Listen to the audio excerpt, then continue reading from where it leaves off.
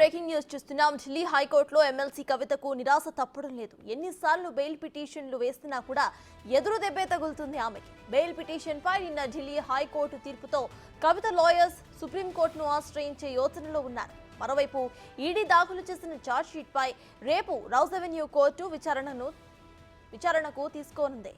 కవితకు బెయిల్ ఇస్తే సాక్షులను ప్రభావితం చేస్తారని పదే పదే దర్యాప్తు సంస్థలు చెబుతున్నాయి.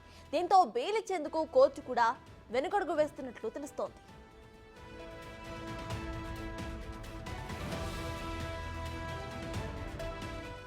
లిక్కర్ పాలసీలో సిబిఐ ఈడీ కేసుల్లో మే 28న కవిత బెయిల్ తీర్పును ఢిల్లీ హైకోర్టు రిజర్వ్ చేయగా నిన్న కొట్టేసింది. కవితకు బెయిల్ ఇవ్వదు అన్న సిబిఐ ఈడీ వాదనలతో ఏకీభవించింది.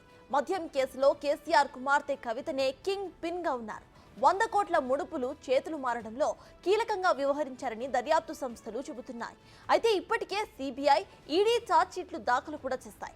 కాబట్టి భవిష్యత్తులో కవిత విచారణకు సహకరిస్తారని ఆమె లాయర్స్ తెలిపారు. అందువల్ల ఆమెకు బెయిల్ను మంజూరు చేయాలని కవిత తరపు న్యాయవాదులు కోర్టుకు తెలిపారు.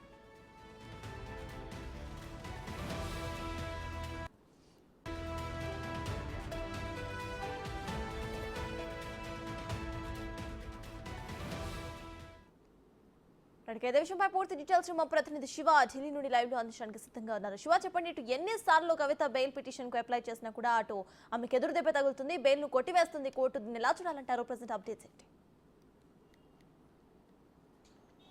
ఢిల్లీ లిక్కర్ పాలసీ కేసులో అరెస్ట్ అయ్యి ప్రస్తుతం జ్యుడిషియల్ కస్టడీలో భాగంగా తిహార్ జైల్లో ఉన్న ఎమ్మెల్సీ కవితకు సంబంధించిన బెయిల్ పిటిషన్పై నిన్న ఢిల్లీ హైకోర్టు న్యాయమూర్తి జస్టిస్ స్వర్ణకాంత శర్మ తీర్పును వెల్లడించారు. కవిత బెయిల్ పిటిషన్ తిరస్కరిస్తున్నట్లు ఆదేశాలు జారీ చేశారు.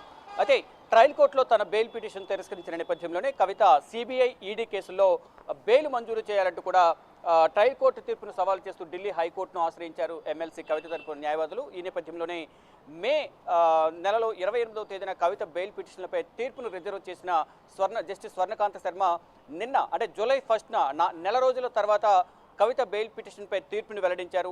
కవితకు సంబంధించి అన్ని ఆధారాలు మా దగ్గర ఉన్నాయి. కవిత కీలకంగా వ్యవహరించారు. 100 కోట్ల ముడుపులు చేతులు మారడంలో కవిత కీలకంగా ఉన్నారు. కేసీఆర్ కుమార్తె ఎమ్మెల్సీ కవిత సౌత్ గ్రూప్లో కింగ్ క్వీన్గా ఉన్నారు. మరోవైపు ఢిల్లీ లిక్కర్ పాలసీలో అత్యధిక లాభాలు పొందడంలో కవిత కీలకంగా వ్యవహరించారు. జోన్లు కేటాయింపుకి సంబంధించి కానీ అరవింద్ కేజ్రీవాల్ ప్రభుత్వం మీడియా కోఆర్డినేటర్ ఉన్న విజయ్ నాయర్తో పలు సందర్భాల్లో కవిత సమావేశమై ఈ డ్రాఫ్ట్ రూపకల్పనకు సంబంధించి పాలసీ డ్రాఫ్ట్ రూపకల్పనలో అనేక మార్పులు చేర్పులు చేయడంలో కూడా కవిత హస్తం ఉంది. ఈ నేపథ్యంలోనే కవిత కీలకంగా వ్యవహరించారు. కాబట్టి కవితకు బెయిల్ మంజూరు చేయొద్దు, కవితకు బెయిల్ మంజూరు చేయడం ద్వారా సాక్ష్యాలను ప్రభావితం చేసే అవకాశం ఉంటుంది.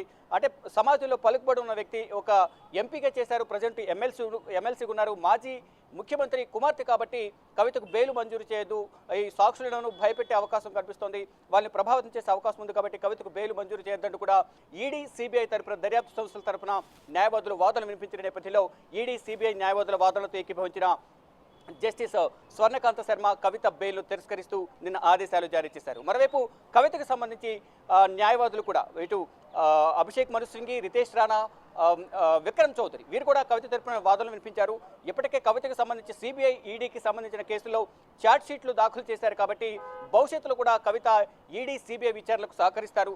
అందువల్ల కవితకు బెయిల్ మంజూరు చేయాలంటూ కూడా సిబిఐ అలాగే ఈడీకి ప్రతివాదులు కవిత తరపున న్యాయవాదులు వాదనలు వినిపించారు. కానీ కవిత తరపున న్యాయవాదుల వాదనలు పరిగణలోకి తీసుకోకుండా ఢిల్లీ హైకోర్టు న్యాయమూర్తి జస్టిస్ స్వర్ణకాంత శర్మ కవిత బెయిల్ను తిరస్కరించారు. ఇక నెక్స్ట్ తదుపరి కార్యాచరణ సుప్రీంకోర్టును ఆశ్రయించడమే. ఈ నేపథ్యంలోనే కవిత తరపున న్యాయవాదులు సుప్రీంకోర్టులో బెయిల్ మంజూరు చేయాలంటూ కూడా పిటిషన్ దాఖలు చేసే అవకాశం కనిపిస్తుంది. ప్రజెంట్ సుప్రీంకోర్టు వెకేషన్ బెంచ్ కొనసాగుతుంది.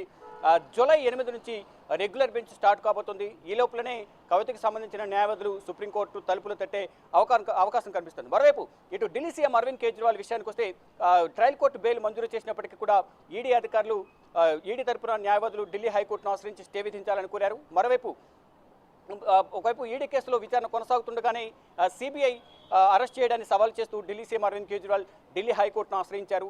ఈరోజు ఢిల్లీ హైకోర్టులో సిబిఐ అరెస్ట్ అలాగే రిమాండ్కు సంబంధించి విచారణ జరగబోతుంది. జస్టిస్ నేనా బన్సల్ కృష్ణ ఈ అరవింద్ కేజ్రీవాల్ పిటిషన్పై విచారణ జరుపుతున్నారు. మరి కాసేపట్లోనే ఈ పిటిషన్ సంబంధించి విచారణ జరగబోతుంది. అంటే తనను అక్రమంగా అరెస్ట్ చేశారు అనేది ప్రధానంగా సిబిఐ కేసులో ఢిల్లీ హైకోర్టును ఆశ్రయించారు సీఎం అరవింద్ కేజ్రీవాల్. ఈ నేపథ్యంలోనే ఈరోజు సీఎం అరవింద్ కేజ్రీవాల్కి సంబంధించి పిటిషన్పై మరి కాసేపట్లో విచారణ జరగబోతోంది. సట్టది కవితకు సంబంధించి మాత్రం ఇప్పటికే 2 సార్లు నిరాశ ఎదురైంది. ఇటు ట్రయల్ కోర్టులోనూ బెయిల్ పిటిషన్ తిరస్కరించారు, ఇటు ఢిల్లీ హైకోర్టులోనూ బెయిల్ పిటిషన్ తిరస్కరించిన నేపథ్యంలో అత్యున్నత ధర్మాసనం సుప్రీంకోర్టును ఆశ్రయించడమే తదుపరి కార్యాచరణగా కనిపిస్తోంది. ఇక కవిత తరపు న్యాయవాదులు సుప్రీంకోర్టులో బెయిల్ పిటిషన్ దాఖలు చేసే అవకాశం కనిపిస్తోంది. Thank you Shiva.